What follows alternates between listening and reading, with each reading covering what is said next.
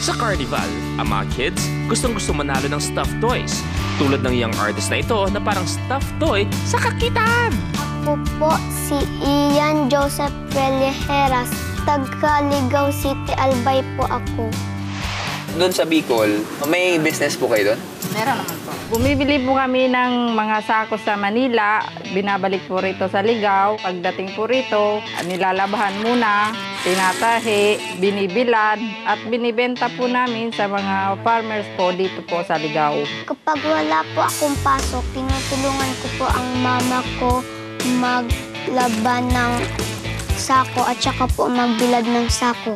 Saya naman po ako na si Ian meron na ring pagkusa na pagtulong po sa amin. Dahil abala sa hanap buhay ang mga magulang ni Ian, madalas niyang kasama ang kanyang lola. Ang unang nagturo sa akin kumanta ay si lola ko po. Ang banding po namin ni Ian, pag sa bahay siya, nagpiplay ako ng mga kanta na pinamemorize ko sa kanya. Madali siyang matuto sa isang kanta.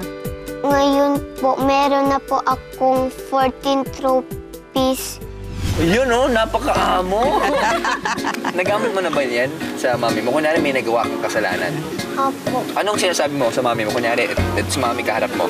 Mama, hindi po ako yung gumawa. Ian, sana makapasok ka sa blind audition para matupad mo ang iyong mga pangarap.